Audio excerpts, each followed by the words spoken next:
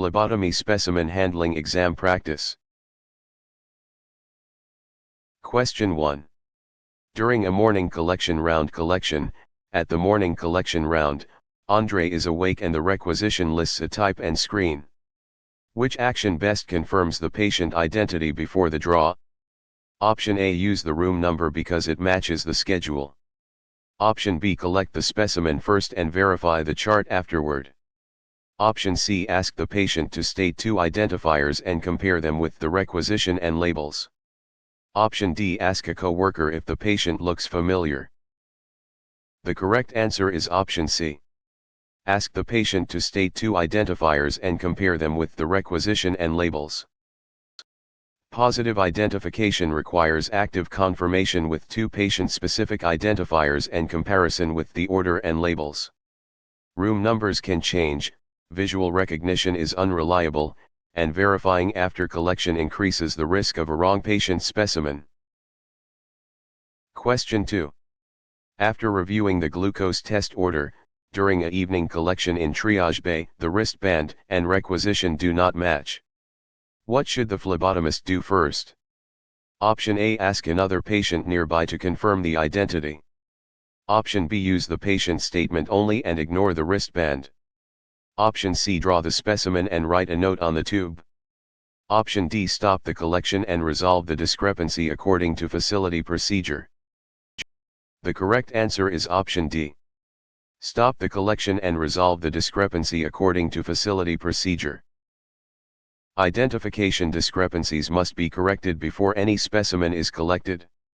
Drawing first, relying on one source, or asking another patient creates an avoidable patient safety and specimen integrity risk. Question 3. During Victor's follow-up draw, a requisition for Victor is missing the provider name and test priority. Which response is most appropriate? Option A. Clarify the incomplete requisition before collecting the specimen. Option B. Collect all possible tubes to save time. Option C. Ask the patient which tests are needed. Option D. Choose routine priority because most draws are routine. The correct answer is option A. Clarify the incomplete requisition before collecting the specimen. A complete order supports proper collection, timing, tube selection, and result routing. Collecting extra tubes, guessing priority, or asking the patient to select tests can lead to incorrect or unauthorized testing. Question 4. At room 8 during a weekend round, a therapeutic drug level is ordered stat for a patient in the blood donor center. What does the stat priority mean? Option A. The draw should be cancelled if the patient is not in bed. Option B. The specimen should be collected and processed immediately. Option C. The specimen can wait until the next routine round. Option D. The patient must be fasting for the test. The correct answer is option B. The specimen should be collected and processed immediately. Stat indicates urgent collection and handling because clinical decisions may depend on rapid results. It does not mean routine timing, fasting status, or automatic cancellation based on location. Question 5. Before a type and screen collection, Priya says they ate breakfast before a fasting type and screen. What is the best next step? Option A. Collect the specimen and label it as fasting. Option B. Cancel the order without notifying the appropriate staff. Option C. Follow facility policy by documenting the information and confirming whether collection should proceed. Option D. Tell the patient to deny eating so the specimen can be collected. The correct answer is option C. Follow facility policy by documenting the information and confirming whether collection should proceed. Fasting status can affect results, so the information must be handled according to policy and communicated when required. Falsifying fasting status, ignoring the issue, or canceling without proper notification is unsafe and unprofessional. Question 6. In the urgent care unit, a patient scheduled for a trough drug level is due for the next dose soon. When is the trough specimen usually collected? Option A. Immediately after the medication is swallowed. Option B. At any convenient time during the day. Option C. Only after the medication has been stopped for 24 hours. Option D. Immediately before the next scheduled dose. The correct answer is option D. Immediately before the next scheduled dose. A trough level measures the lowest drug concentration and is usually collected just before the next dose. Drawing after a dose, at a random time, or after stopping therapy can misrepresent the medication level. Question 7. For an older adult patient in Bay 3, a peak drug level is ordered after medication administration. Which action supports accurate timing? Option A. Use the ordered collection time and facility protocol for that medication.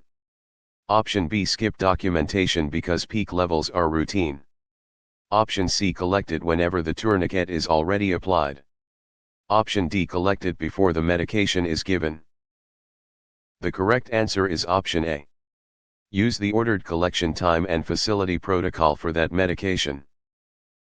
Peak timing depends on the medication and must follow the order and facility protocol.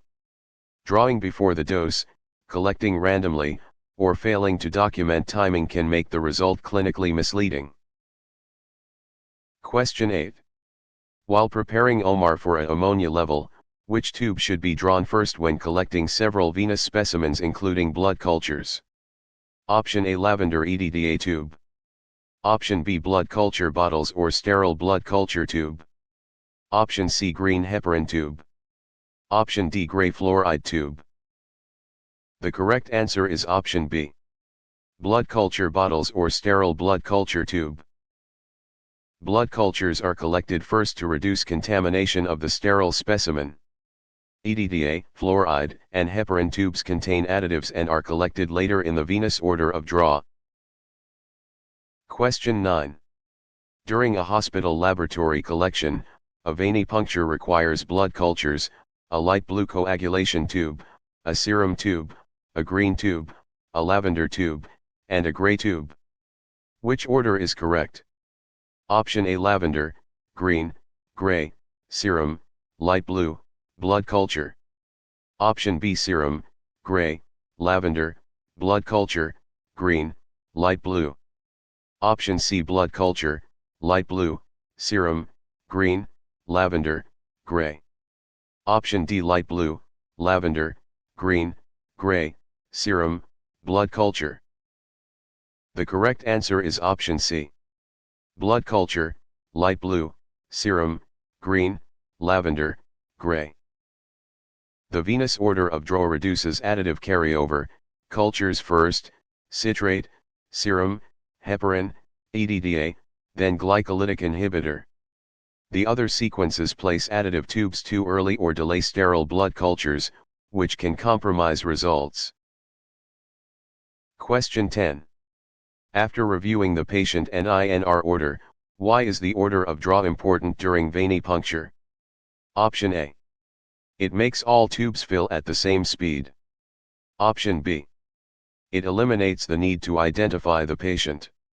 Option C. It prevents every possible hemolyzed specimen.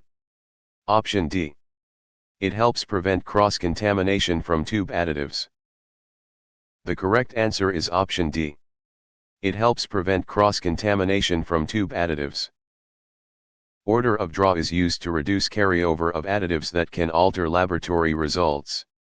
It does not control fill speed, replace patient identification, or prevent all causes of hemolysis. Question 11. During Jordan's preoperative draw, a light blue top tube for fasting glucose is underfilled. Why is this a problem? Option A. The blood to anticoagulant ratio will be incorrect for coagulation testing. Option B. The specimen will automatically convert to serum. Option C. The glucose level will be falsely preserved. Option D. The tube will become sterile after centrifugation. The correct answer is option A. The blood to anticoagulant ratio will be incorrect for coagulation testing. Sodium citrate tubes require a proper fill volume to maintain the correct blood-to additive ratio for coagulation tests. Centrifugation does not fix the ratio, serum is not produced from an anticoagulated tube, and glucose preservation is associated with gray tubes. Question 12.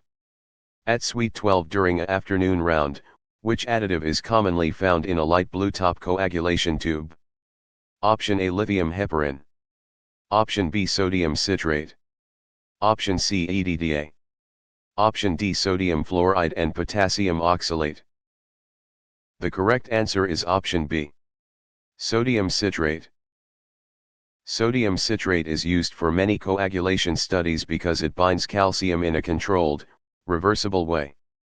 EDTA is used mainly for hematology, heparin is used for many plasma chemistry tests, and fluoride oxalate is used for glucose-related testing. Question 13.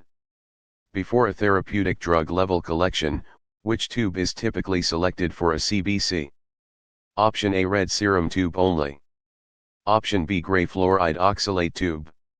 Option C, lavender top EDTA tube. Option D, light blue sodium citrate tube. The correct answer is option C, lavender top EDTA tube. EDTA preserves cellular components and is the usual anticoagulant for complete blood count testing. Citrate is used for coagulation, gray tubes help preserve glucose, and a red serum tube does not preserve cells for CBC analysis. Question 14. In the long-term care facility, a chemistry test requires plasma and rapid processing. Which tube is commonly appropriate? Option A, sterile blood culture bottle only. Option B, light blue sodium citrate tube. Option C, lavender top EDTA tube. Option D, green top heparin tube. The correct answer is option D, green top heparin tube. Heparin tubes are commonly used when plasma is needed for many chemistry tests. EDTA can interfere with chemistry analytes, citrate is intended for coagulation, and blood culture bottles are for microbiology. Question 15. For a geriatric patient in Suite 12, which tube additive helps preserve glucose by slowing glycolysis? Option A, sodium fluoride with potassium oxalate. Option B, EDTA only. Option C, clot activator gel only. Option D, sodium citrate only. The correct answer is option A, sodium fluoride with potassium oxalate. Gray top tubes commonly contain sodium fluoride to inhibit glycolysis and potassium oxalate as an anticoagulant. Citrate supports coagulation testing, EDTA supports hematology, and clot activator tubes are used to obtain serum. Question 16. While preparing OMAR for a fasting glucose, a gold top SST is collected for a chemistry panel. What is the main purpose of the gel separator? Option A, it prevents the need for patient identification. Option B, it forms a barrier between serum and cells after centrifugation. Option C, it converts plasma into whole blood. Option D, it sterilizes the specimen during transport. The correct answer is option B, it forms a barrier between serum and cells after centrifugation. The separator gel helps keep serum separated from cells after centrifugation, supporting specimen stability. It does not replace identification, create whole blood, or sterilize a specimen. Question 17. During a pediatric clinic collection, after filling a lavender top tube, what should the phlebotomist do? Option A, shake the tube vigorously for 10 seconds. Option B, centrifuge the whole blood immediately for a CBC. Option C, gently invert the tube according to manufacturer instructions. Option D, place the tube upright without mixing. The correct answer is option C, gently invert the tube according to manufacturer instructions. Gentle inversion mixes blood with EDTA and helps prevent clot formation. Vigorous shaking can hemolyze cells, no mixing can allow clotting, and CBC specimens are not centrifuged before hematology analysis. Question 18. After reviewing the patient and INR order, a lavender tube contains visible clots before CBC testing. What is the likely result? Option A. The specimen becomes ideal for coagulation testing. Option B. The clot improves platelet accuracy. Option C. The tube color no longer matters. Option D. The specimen may be rejected because cell counts can be inaccurate. The correct answer is option D. The specimen may be rejected because cell counts can be inaccurate. Clots trap cells and can make hematology results inaccurate, so recollection may be required. Clotting does not improve platelet counts, does not make the specimen suitable for coagulation, and does not remove tube requirements. Question 19. During Miriam's routine draw, which venipuncture site is usually preferred for routine adult blood collection? Option A, median cubital vein. Option B, vein on the side with a dialysis fistula. Option C, basilic vein as the first choice. Option D, artery in the wrist. The correct answer is option A. Median cubital vein. The median cubital vein is commonly preferred because it is often well anchored and less close to major nerves and arteries. The basilic vein requires more caution. Arteries are not used for routine venipuncture by phlebotomists, and fistula arms should be avoided. Question 20. At bed 18 during an evening round, why is the basilic vein generally used with more caution than the median cubital vein? Option A. It always contains arterial blood. Option B. It lies closer to nerves and the brachial artery. Option C. It contains EDTA from previous draws. Option D. It cannot be palpated through the skin. The correct answer is option B. It lies closer to nerves and the brachial artery. The basilic vein is near structures that increase the risk of nerve or arterial injury if technique is poor. It is still a vein, it may be palpable, and tube additives do not remain in veins from earlier collections. Question 21. Before a type and screen collection, a patient has a dialysis fistula in the left arm. Which choice is safest for routine venipuncture? Option A, use the fistula arm because it has larger vessels. Option B, place the tourniquet tightly over the fistula. Option C, use another acceptable site and follow facility policy. Option D, draw directly from the fistula to obtain faster flow. The correct answer is option C. Use another acceptable site and follow facility policy. A fistula arm is generally avoided because damage can threaten dialysis access and patient safety. Drawing from it, applying tourniquet pressure over it, or choosing it for convenience is inappropriate without specific authorization. Question 22. In the morning collection round, the only visible vein is above an active 4 line. What should the phlebotomist do first? Option A, draw directly above the 4 without documentation. Option B, collect from the 4 tubing into all tubes. Option C, ignore the 4 because tube additives prevent contamination. Option D, look for an acceptable site on the opposite arm or follow facility policy for 4 situations. The correct answer is option D. Look for an acceptable site on the opposite arm or follow facility policy for 4 situations.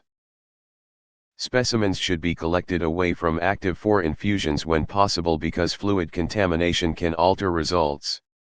Drawing above the 4, collecting from tubing without authorization, or relying on additives does not protect specimen integrity. Question 23. For a teenage patient in room 214, a large bruise is present over the intended venipuncture site. Which action is best? Option A, select a different acceptable site. Option B, draw through the bruise because blood flow is easier. Option C, apply the tourniquet for several minutes to clear the bruise. Option D, massage the bruise firmly before inserting the needle. The correct answer is option A. Select a different acceptable site. Bruised or hematoma areas should be avoided because the specimen may be contaminated with tissue fluid and the patient may be injured further. Drawing through it, massaging it, or prolonged tourniquet use can worsen the problem. Question 24. While preparing Zara for a ammonia level, a patient has edema at the proposed puncture site. Why should that site usually be avoided? Option A, edema sterilizes the skin surface. Option B, tissue fluid can contaminate the specimen and make collection unreliable. Option C, edema always makes veins arterial. Option D, edema guarantees a faster tube fill. The correct answer is option B. Tissue fluid can contaminate the specimen and make collection unreliable. Edematous tissue contains excess fluid that can dilute or contaminate the specimen and makes vein assessment harder. It does not change veins into arteries, sterilize skin, or guarantee good blood flow. Question 25. During a morning collection round collection, what is the usual angle for needle insertion during routine antecubital venipuncture? Option A. Any angle if the tourniquet is tight enough. Option B. About 90 degrees with the bevel down. Option C.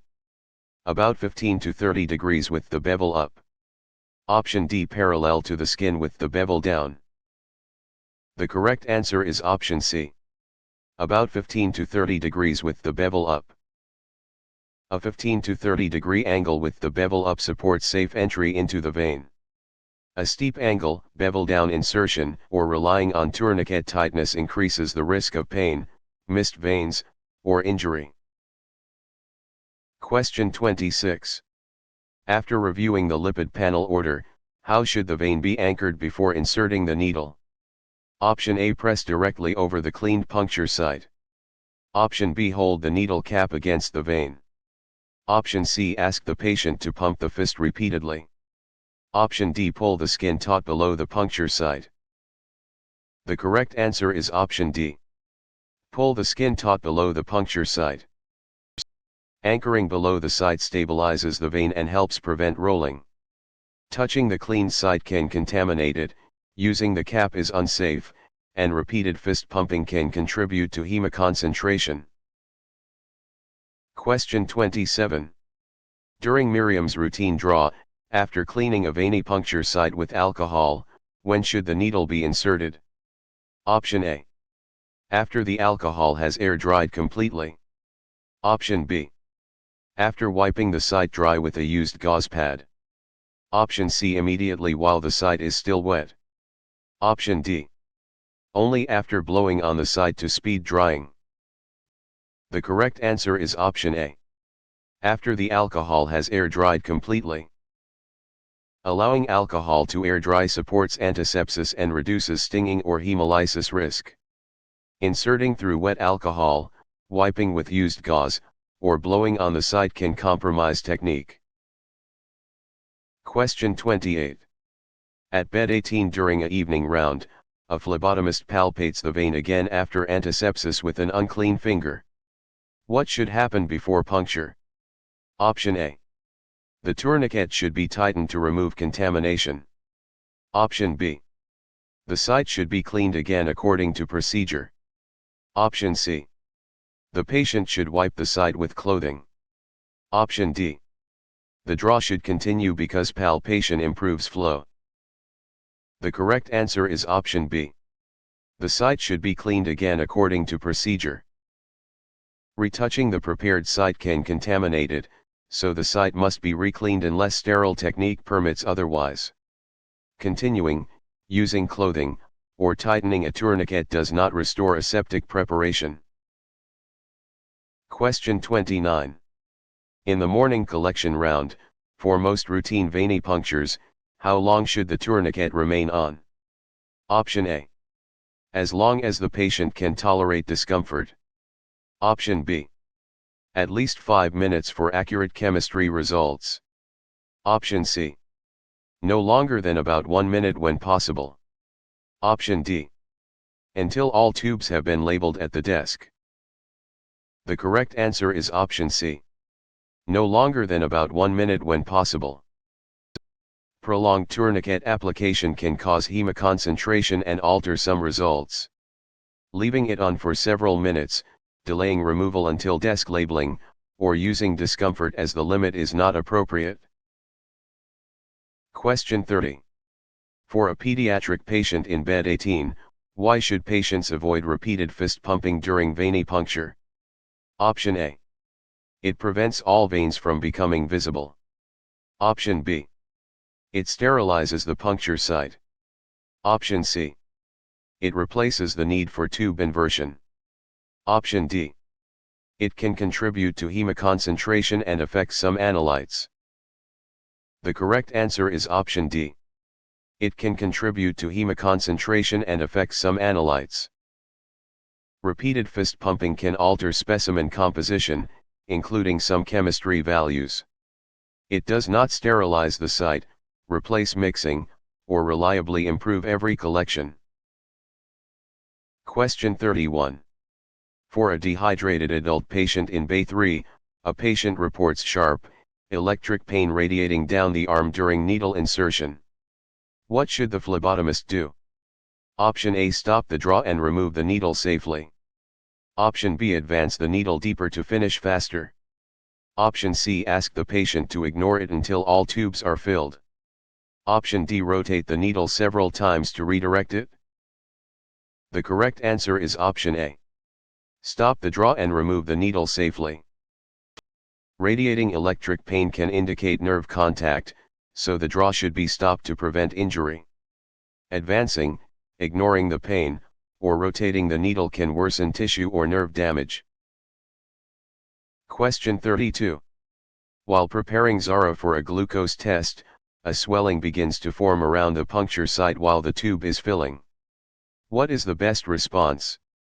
Option A. Continue collecting because swelling means the vein is full. Option B. Release the tourniquet, stop the draw, remove the needle, and apply pressure. Option C. Apply heat and keep drawing through the swelling. Option D. Ask the patient to bend the elbow tightly over the needle. The correct answer is option B. Release the tourniquet, stop the draw, remove the needle, and apply pressure. Swelling suggests a hematoma or infiltration, so the draw should be discontinued and pressure applied. Continuing, applying heat during the draw, or bending the elbow can increase bleeding and bruising. Question 33. During an outpatient clinic collection, a patient becomes pale and sweaty during collection. Which immediate action is safest? Option A. Give the patient food without checking policy or status. Option B. Tell the patient to stand and walk it off. Option C. Remove the tourniquet and needle, protect the patient from injury, and get help as needed. Option D. Finish all tubes before responding. The correct answer is option C. Remove the tourniquet and needle, protect the patient from injury, and get help as needed. Pale skin and sweating can signal syncope, so patient safety and stopping the procedure come first. Standing, finishing the draw, or giving food without assessment can create additional risk. Question 34. After reviewing the fasting glucose order, bright red blood pulses rapidly into the collection device during an attempted venipuncture. What should the phlebotomist suspect? Option A. Normal venous flow from a small vein. Option B. Improper tube inversion only. Option C. A clotted EDTA specimen. Option D. Possible arterial puncture. The correct answer is option D. Possible arterial puncture. Pulsing bright red blood suggests arterial involvement and requires immediate response according to policy. Small vein venous flow is usually darker and non-pulsatile, while clotted EDTA and tube inversion issues occur after collection. Question 35. During Fatima's fasting draw, if an accidental arterial puncture is suspected, what should the phlebotomist do? Option A. Stop the draw, remove the needle, apply firm pressure, and notify appropriate personnel.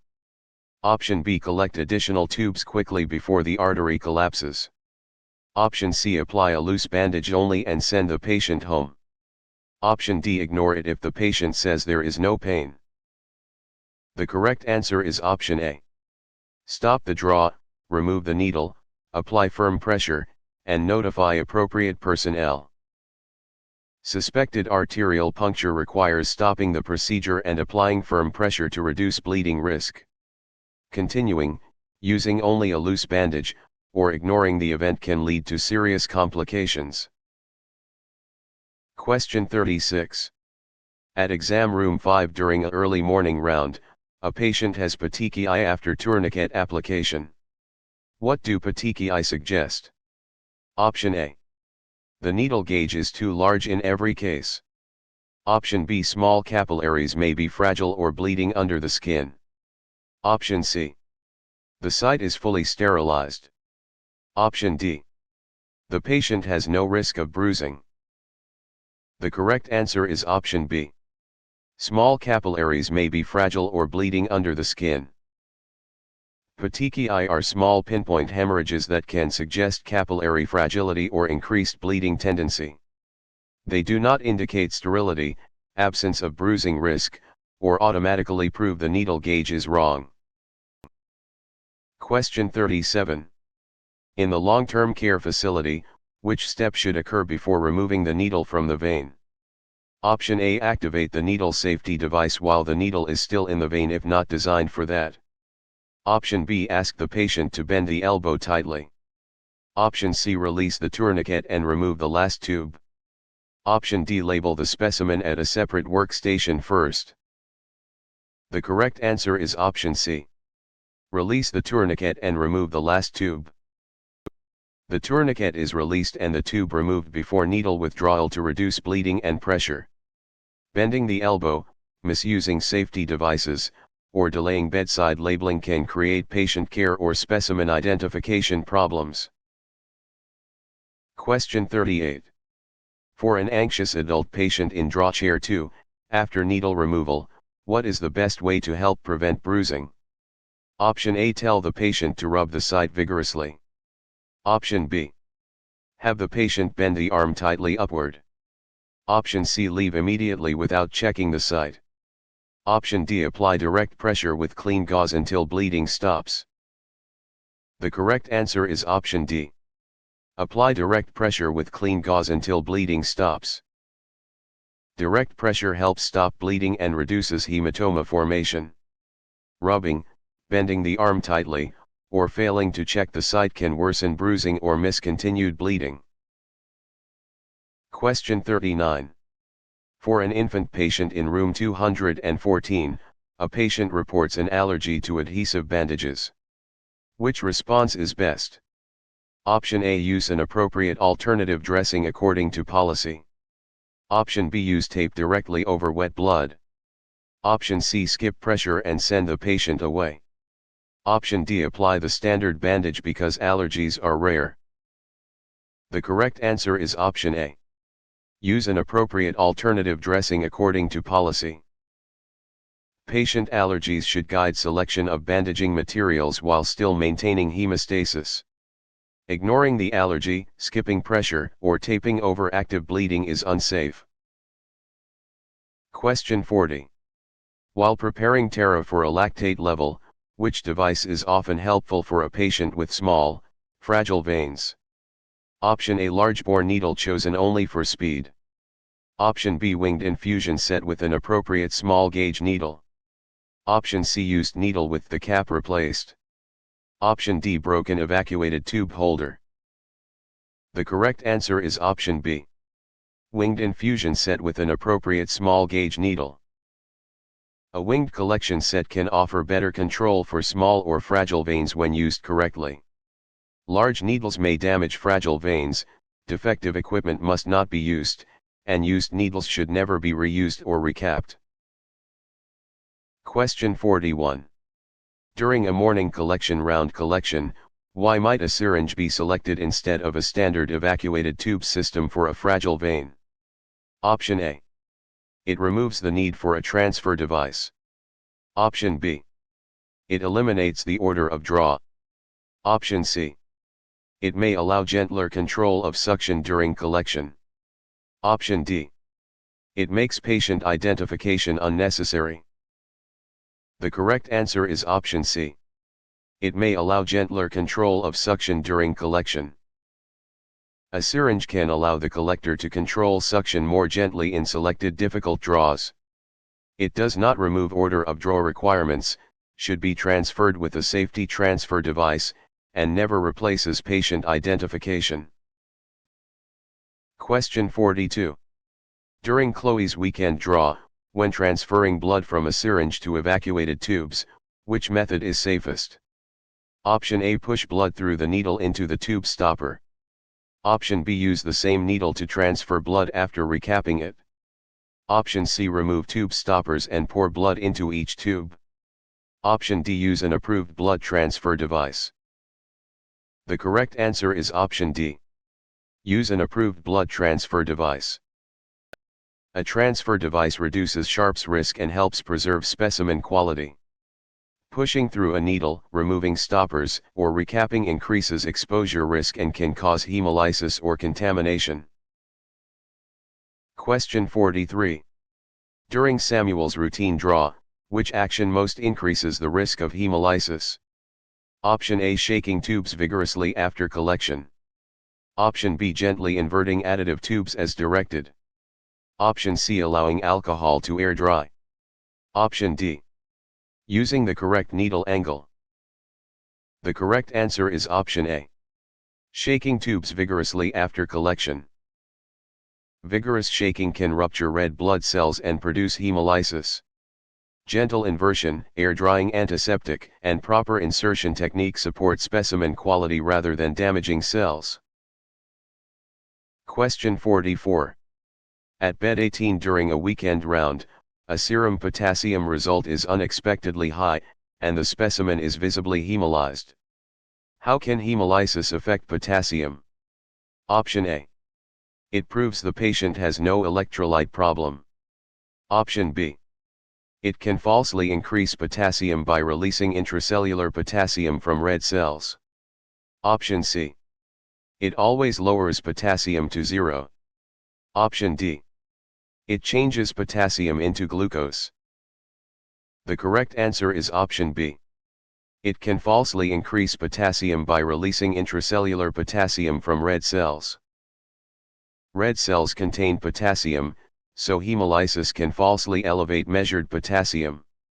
It does not always lower potassium, rule out disease, or transform potassium into another analyte. Question 45.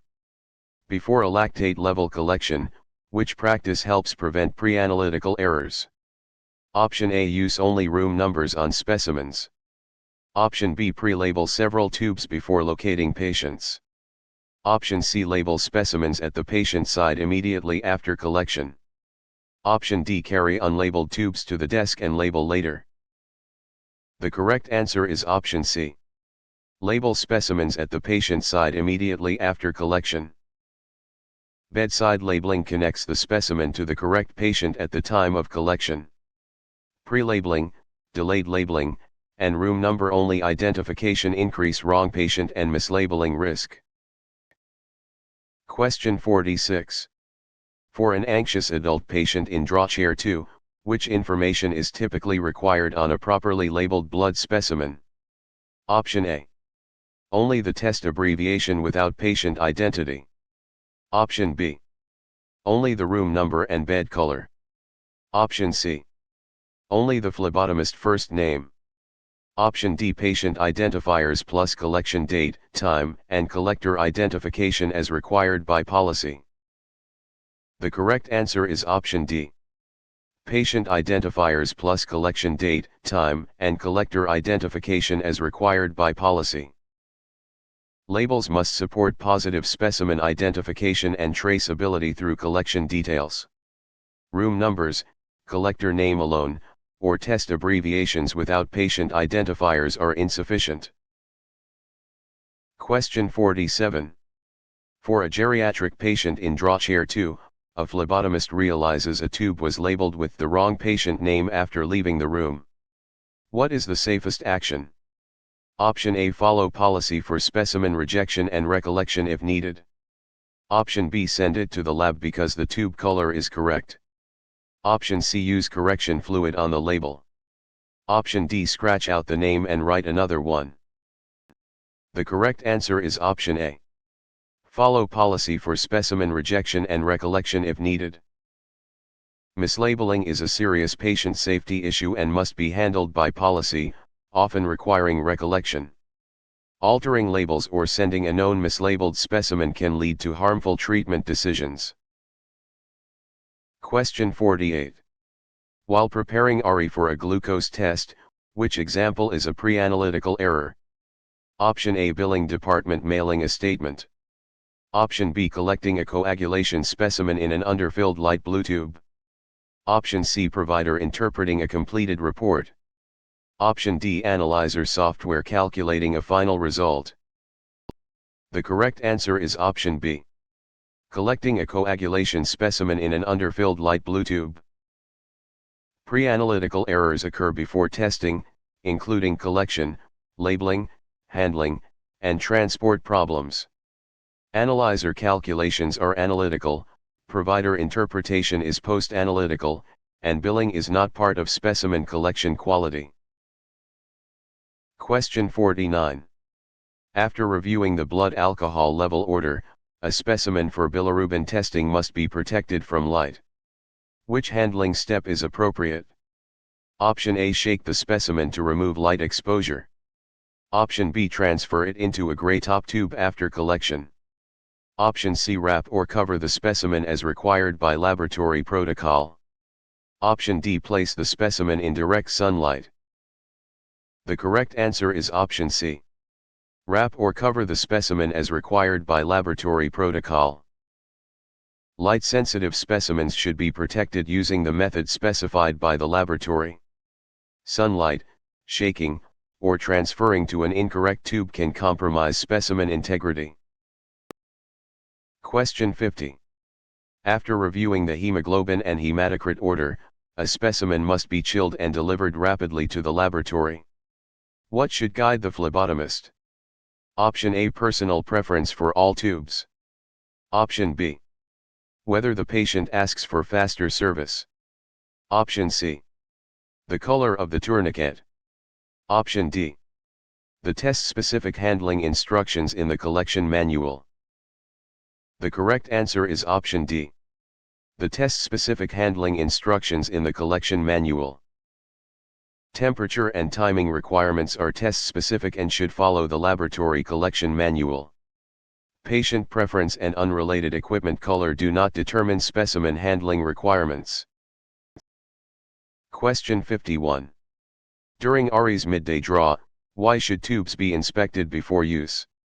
Option A, to check for cracks, contamination, expiration, or vacuum problems. Option B, to make expired tubes acceptable. Option C, to decide whether patient identification can be skipped. Option D, to remove the need for order of draw. The correct answer is option A, to check for cracks, contamination, expiration, or vacuum problems. Equipment inspection helps prevent collection failure and specimen quality problems. It does not replace identification, revive expired supplies, or eliminate the order of draw. Question 52. At Bay 7 during a follow-up round, a tube has passed its expiration date. What should the phlebotomist do? Option A, use it only for pediatric patients. Option B, do not use the tube and obtain an acceptable replacement. Option C, use it if the stopper color looks normal. Option D, fill it halfway to compensate for expiration. The correct answer is option B. Do not use the tube and obtain an acceptable replacement. Expired tubes may have reduced vacuum or compromised additives, so they should not be used. Appearance, patient age, or partial filling does not make an expired tube acceptable. Question 53. Before a blood alcohol level collection, before a capillary puncture, why is the site often warmed? Option A, to make the lancet reusable. Option B, To sterilize the site without antiseptic. Option C. To increase blood flow to the puncture area. Option D. To replace the need for patient identification. The correct answer is option C. To increase blood flow to the puncture area. Warming can improve capillary blood flow and reduce excessive squeezing. It does not sterilize the site, replace identity checks, or permit reuse of single-use devices. Question 54. For a dehydrated adult patient in collection station 4, for an infant heel puncture, which area is generally safest? Option A. Arch of the foot. Option B. Posterior curvature of the heel. Option C. Center of the heel over the calcaneus. Option D. Medial or lateral plantar surface of the heel. The correct answer is option D. Medial or lateral plantar surface of the heel. The medial or lateral plantar heel reduces the risk of bone injury when performed correctly. The posterior curvature, center heel, and arch increase the chance of injury or poor specimen collection. Question 55.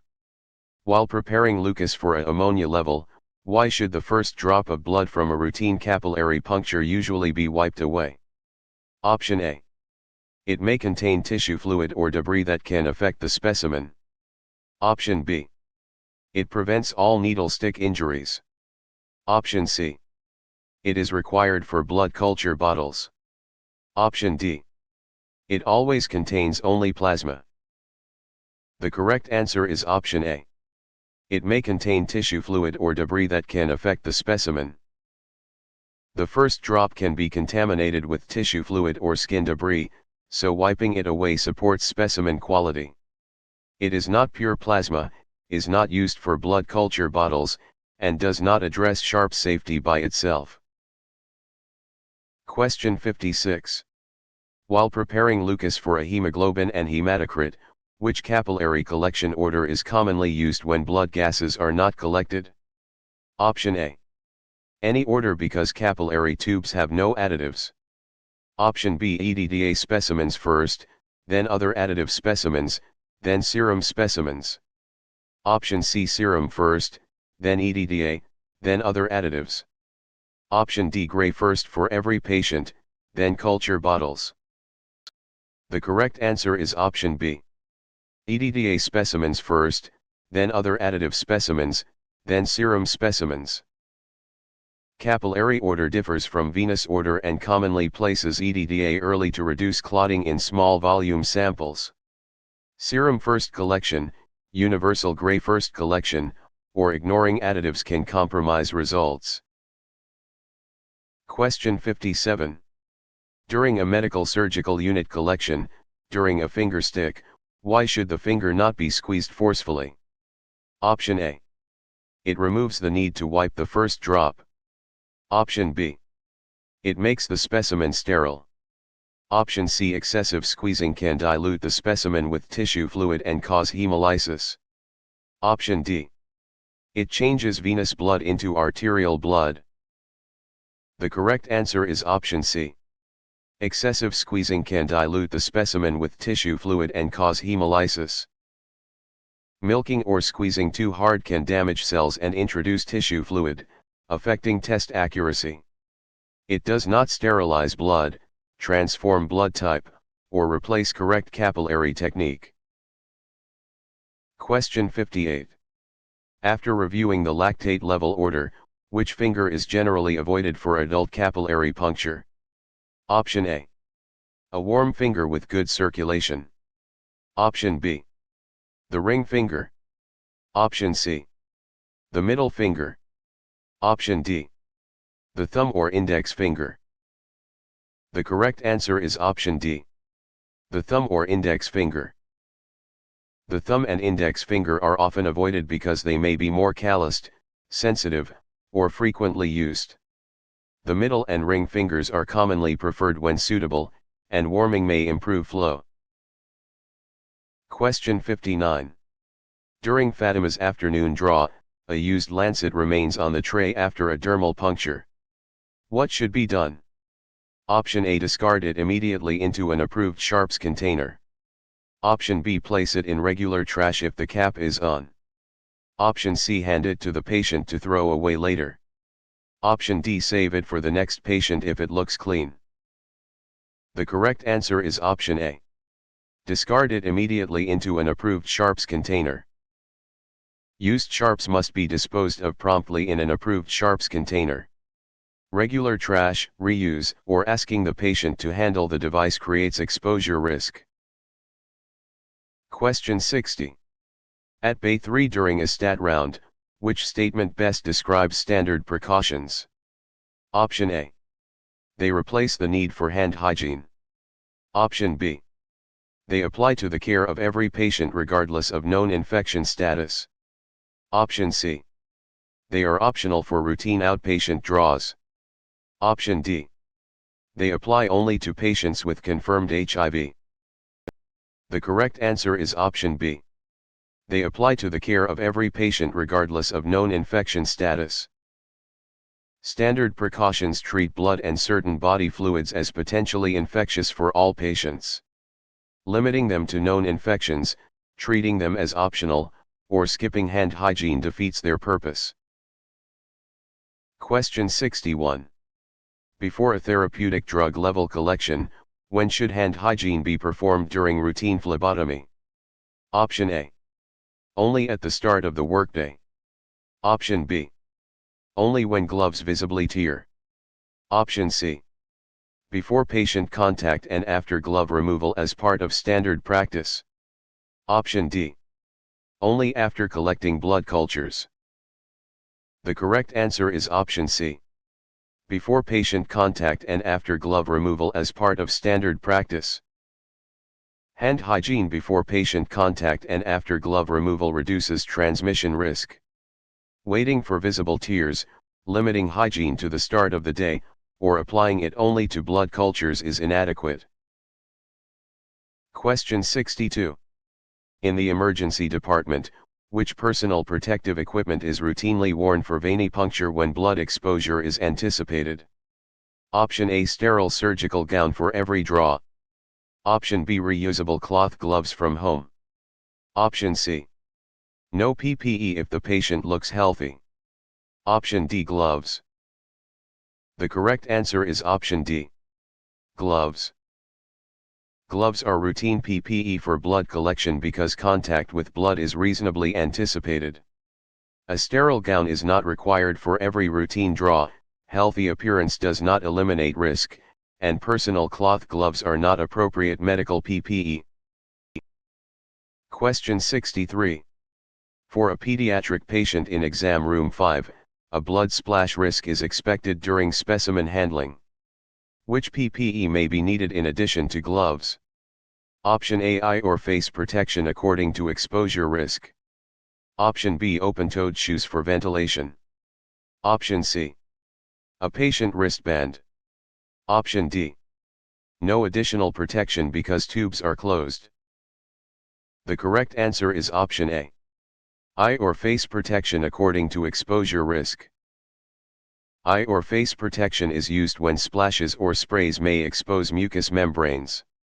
Open-toed shoes are unsafe, wristbands identify patients rather than protect staff, and closed tubes do not remove every splash risk. Question 64. While preparing Grace for a urine drug screen, after a needle stick injury, what is the immediate first aid response?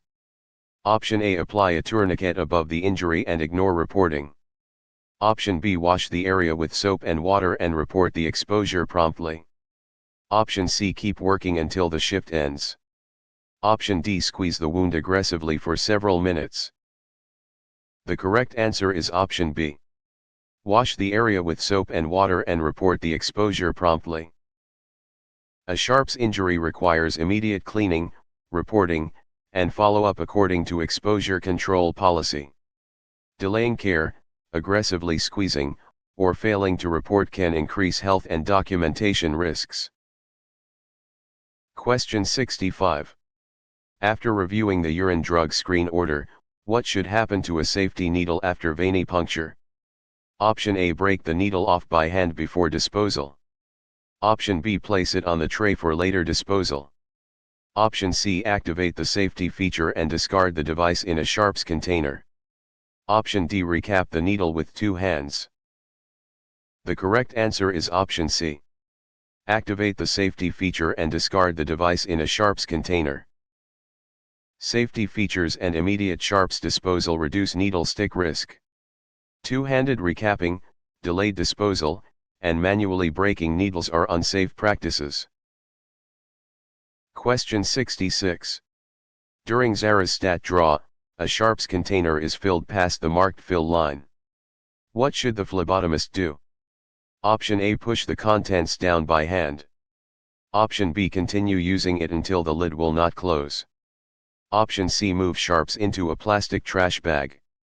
Option D. Use an approved container that is not overfilled and follow replacement procedure. The correct answer is option D. Use an approved container that is not overfilled and follow replacement procedure.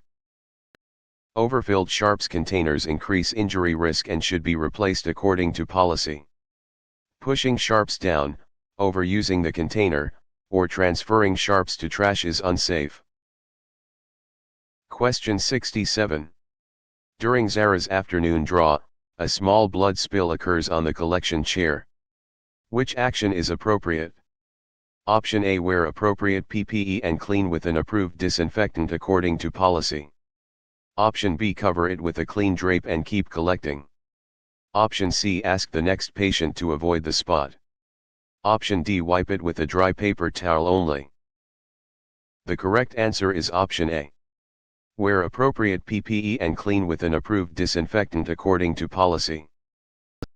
Blood spills require PPE and proper disinfection to reduce exposure and contamination. Dry wiping alone, ignoring the spill, or covering it without cleaning does not meet infection control expectations. Question 68. At Bay 3 during a follow-up round, which practice supports OSHA bloodborne pathogen safety? Option A. Recapping every needle after use. Option B. Using engineering controls such as safety-engineered sharps devices. Option C. Storing clean tubes inside a sharps container. Option D. Eating at the specimen processing bench. The correct answer is option B. Using engineering controls such as safety-engineered sharps devices. Safety-engineered devices are engineering controls that help reduce occupational exposure. Recapping, eating in specimen areas, and storing supplies in sharps containers create avoidable hazards. Question 69. Before a basic metabolic panel collection, a patient with suspected airborne infection requires blood collection. What should guide the phlebotomist? Option A. Ask the patient to leave isolation for a hallway draw. Option B. Remove the isolation sign to avoid anxiety. Option C. Follow the facility transmission-based precaution requirements before entering. Option D. Use only standard gloves because airborne signs are optional. The correct answer is option C. Follow the facility transmission-based precaution requirements before entering. Transmission-based precautions add measures based on the route of infection and must be followed. Ignoring isolation, removing signs, or moving the patient unsafely can expose staff and others. Question 70. In the morning collection round, a patient refuses the ordered venipuncture. What should the phlebotomist do? Option A. Threaten the patient with discharge. Option B. Ask a family member to hold the patient down. Option C. Draw the specimen quickly before the patient moves. Option D. Respect the refusal and notify the appropriate healthcare professional according to policy. The correct answer is option D. Respect the refusal and notify the appropriate healthcare professional according to policy. Patients generally have the right to refuse, and the refusal should be communicated and documented according to policy. Forcing, threatening, or restraining without proper authority violates ethical and legal standards. Question 71. For an adult patient in exam room 5, a conscious adult extends an arm after the procedure is explained. What type of consent is most commonly represented? Option A. Implied consent. Option B, court-ordered consent. Option C, no consent because the form is electronic. Option D, telephone consent from billing. The correct answer is option A, implied consent. An adult who cooperates after explanation usually demonstrates implied consent for routine venipuncture. Court orders, billing conversations, and electronic forms are different issues and do not describe this interaction. Question 72.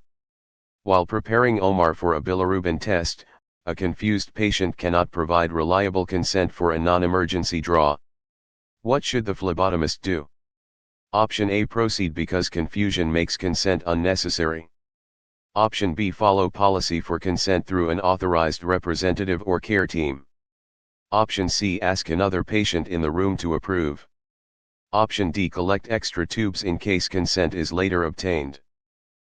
The correct answer is option B, follow policy for consent through an authorized representative or care team. When consent is uncertain, policy and authorized decision-making pathways must be followed. Confusion does not eliminate consent requirements, and other patients cannot approve care. Question 73. During a blood donor center collection, which behavior best protects patient privacy in a busy waiting area? Option A, leave requisitions face up on the counter. Option B, announce diagnoses loudly so patients hear their names. Option C, discuss protected health information only as needed and in an appropriate setting. Option D, discuss lab results with visitors without permission. The correct answer is option C, discuss protected health information only as needed and in an appropriate setting. Privacy rules require limiting disclosure of protected information to appropriate purposes and settings. Loud announcements, exposed paperwork, and unauthorized discussions can violate confidentiality. Question 74. After reviewing the CBC order, a patient asks the phlebotomist to explain whether a lab result means cancer. What is the best response? Option A, search the internet with the patient and interpret it. Option B, give a diagnosis based on the phlebotomist's opinion. Option C, change the result wording to make it less alarming. Option D, refer the patient to the provider for interpretation of results.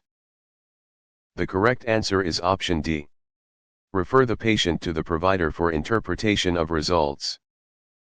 Interpreting diagnoses is outside the phlebotomist's role and should be handled by the provider. Giving opinions, informal internet interpretation, or altering result wording is inappropriate and unsafe. Question 75. During Jordan's fasting draw, a patient with limited English proficiency needs instructions for a time test. What is the best communication approach? Option A, use an approved interpreter according to facility policy. Option B, speak louder in English until the patient nods. Option C, use a child family member as the default interpreter.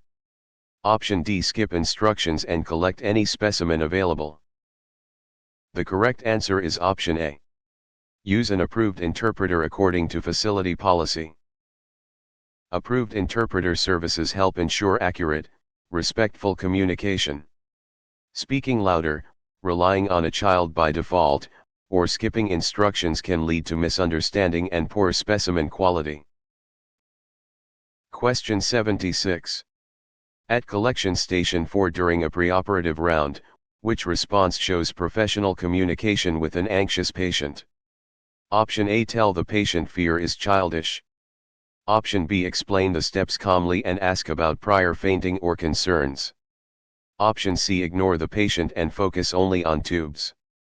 Option D, promise the draw will be painless for everyone. The correct answer is option B, explain the steps calmly and ask about prior fainting or concerns. Calm explanation and assessment of prior reactions help improve safety and trust. Dismissing fear, ignoring concerns, or promising no pain can damage communication and set unrealistic expectations. Question 77. Before a type and screen collection, a child is scheduled for venipuncture and a parent is present. Which approach is most appropriate? Option A. Use complex medical terminology to impress the parent. Option B. Hide the needle in a way that prevents consent. Option C. Use age-appropriate explanation and follow policy for guardian involvement. Option D. Ask the child to sign all legal consent forms alone.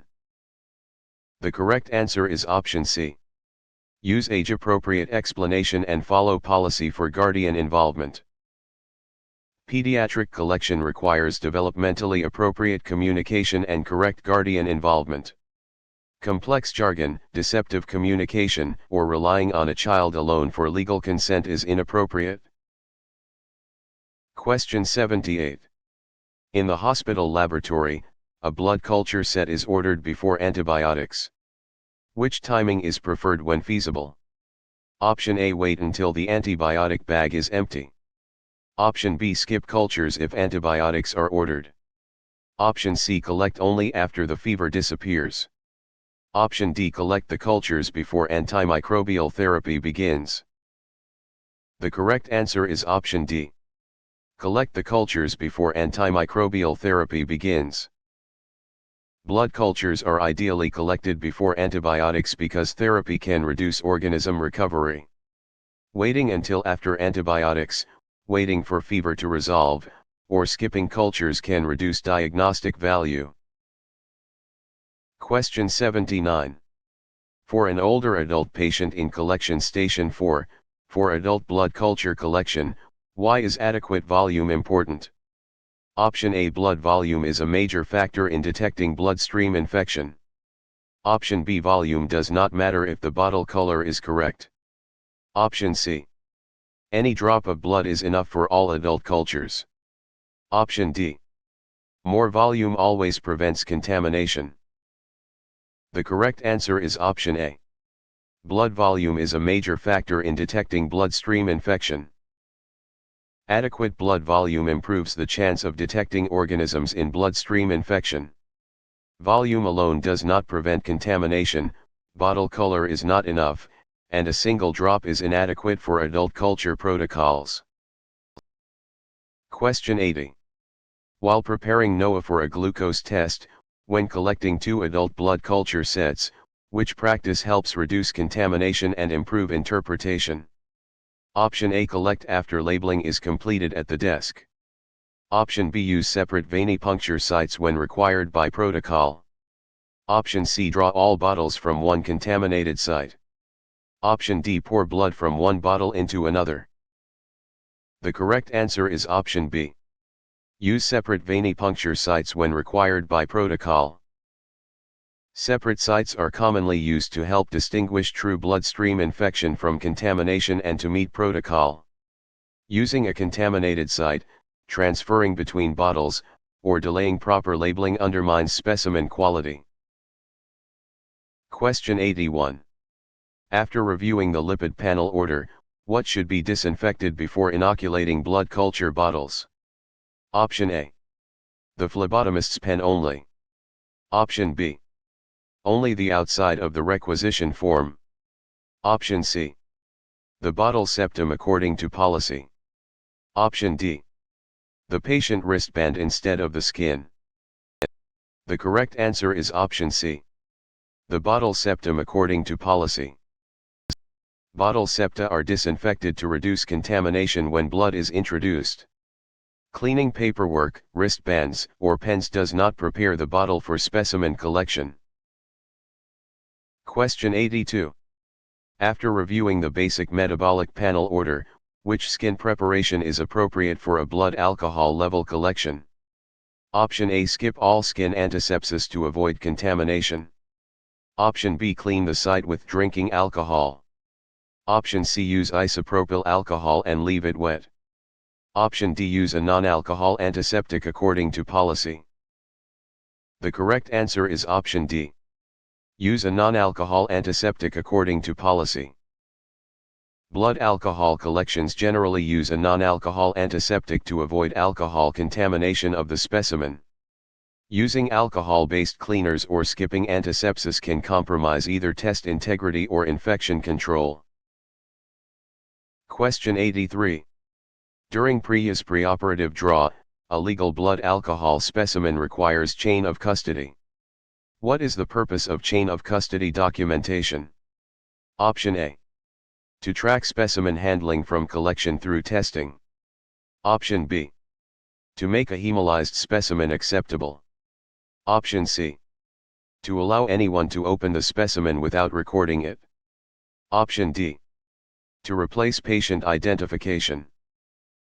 The correct answer is option A. To track specimen handling from collection through testing. Chain of custody documents each transfer and helps preserve legal integrity. It does not replace identification, fix specimen quality problems, or permit unrecorded access. Question 84.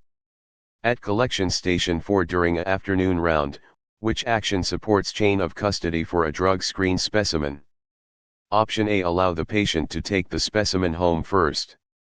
Option B. Seal and document the specimen according to protocol. Option C. Change the collection time later if it is inconvenient. Option D. Leave the specimen unattended in a public area. The correct answer is option B.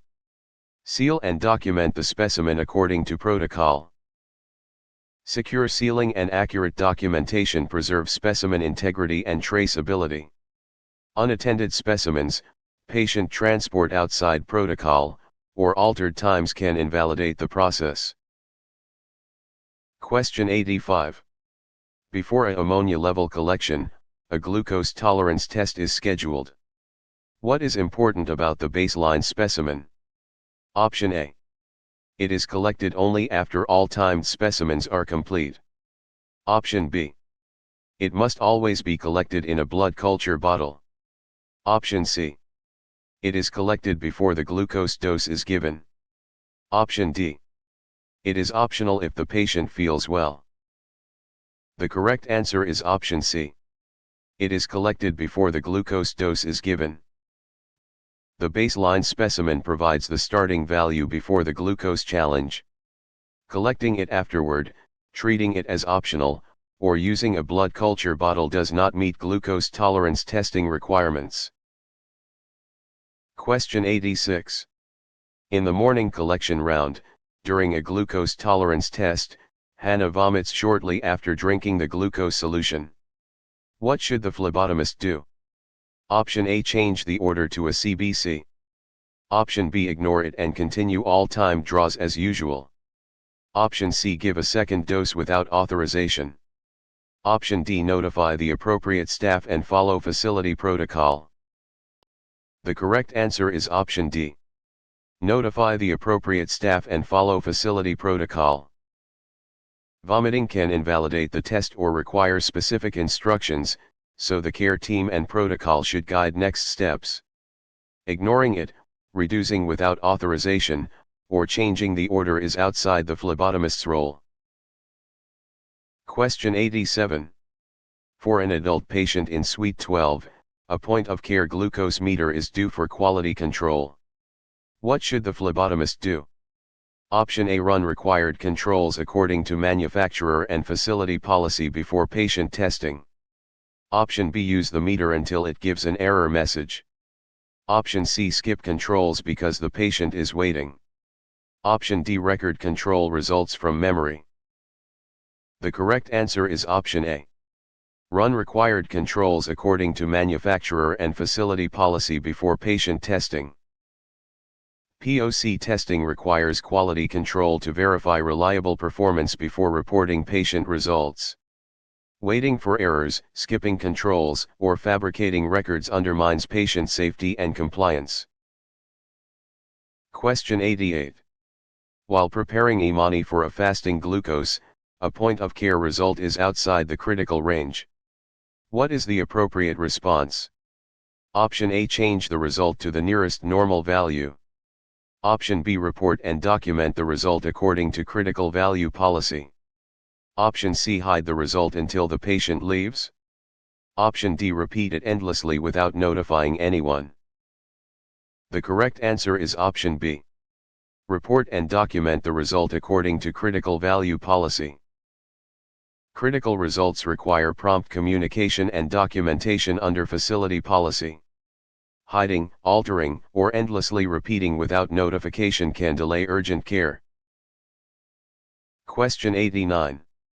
During a medical surgical unit collection, what does CLIA wave testing mean in a phlebotomy setting? Option A, testing that is never documented.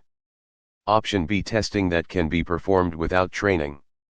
Option C, testing that is categorized as simple with low risk when performed correctly under requirements. Option D, testing that needs no quality control ever. The correct answer is option C. Testing that is categorized as simple with low risk when performed correctly under requirements.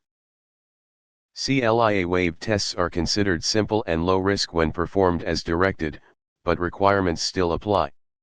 Quality control, training, and documentation remain important for safe point-of-care testing. Question 90. After reviewing the basic metabolic panel order, which step is required before centrifuging specimens? Option A, open all tube stoppers during spinning. Option B, place one tube alone for faster spinning. Option C, spin cracked tubes to test whether they leak. Option D, balance the centrifuge with tubes of similar volume. The correct answer is option D. Balance the centrifuge with tubes of similar volume. Balancing the centrifuge helps prevent equipment damage, tube breakage, and safety hazards. Spinning a single tube, opening tubes, or using cracked tubes is unsafe. Question 91. During Lena's fasting draw, why must many serum specimens clot before centrifugation? Option A, incomplete clotting can leave fibrin and affect separation. Option B, clotting is only needed for urine specimens. Option C, clotting sterilizes every specimen. Option D, clotting turns serum into EDTA plasma. The correct answer is option A. Incomplete clotting can leave fibrin and affect separation. Allowing serum tubes to clot properly helps produce clean serum after centrifugation. Clotting does not create EDTA plasma, sterilize specimens, or apply only to urine. Question 92. At bed 18 during a preoperative round, what is plasma? Option A. Only red blood cells after centrifugation. Option B. The liquid portion of anticoagulated blood after cells are separated. Option C. A disinfectant used for venipuncture. Option D. The solid clot from a serum tube. The correct answer is option B. The liquid portion of anticoagulated blood after cells are separated. Plasma is the liquid component from blood collected with anticoagulant and separated from cells. A clot, red cells alone, and disinfectant are different concepts. Question 93. Before a basic metabolic panel collection, what is serum? Option A. The anticoagulant inside a gray tube. Option B, whole blood mixed with EDTA. Option C. The liquid portion of blood after clotting and centrifugation. Option D. The buffy coat only. The correct answer is option C. The liquid portion of blood after clotting and centrifugation. Serum is liquid separated from clotted blood and lacks clotting factors consumed in clot formation. EDTA whole blood, gray tube additive, and the buffy coat are not serum. Question 94. For a teenage patient in room 214, which blood component is mainly responsible for oxygen transport? Option A, platelets. Option B, clot activator gel. Option C, plasma water only. Option D, red blood cells. The correct answer is option D. Red blood cells. Red blood cells contain hemoglobin, which transports oxygen. Platelets support clotting, plasma water carries dissolved substances, and gel is a tube component rather than a blood cell. Question 95. For an infant patient in triage bay, which blood component is most directly involved in primary hemostasis? Option A, platelets. Option B, tourniquet latex. Option C, sodium fluoride. Option D, serum separator gel. The correct answer is option A. Platelets. Platelets help form the initial plug at a site of vascular injury. Sodium fluoride, latex, and separator gel are collection-related materials rather than blood components responsible for primary hemostasis. Question 96. While preparing Samuel for a patient NINR, what is the function of white blood cells? Option A. They provide tube vacuum. Option B. They help defend the body against infection. Option C. They act as clot activator gel. Option D. They prevent every specimen from hemolyzing. The correct answer is option B. They help defend the body against infection. White blood cells are part of immune defense and inflammatory responses. They do not create tube vacuum, act as gel, or prevent all hemolysis. Question 97. During an outpatient clinic collection, which term means stopping bleeding? Option A, hemolysis. Option B, hematoma. Option C, hemostasis. Option D, hemoconcentration. The correct answer is option C. Hemostasis. Hemostasis is the process that stops bleeding through vessel response, platelet action, and coagulation. Hemolysis is red cell rupture, a hematoma is a blood collection in tissue, and hemoconcentration is concentration of blood components. Question 98. After reviewing the basic metabolic panel order, which term describes rupture of red blood cells in a specimen? Option A, hemostasis. Option B, phlebitis. Option C, syncope. Option D, hemolysis. The correct answer is option D. Hemolysis. Hemolysis means red blood cells have ruptured, releasing intracellular contents into the specimen. Hemostasis stops bleeding, syncope is fainting, and phlebitis is vein inflammation.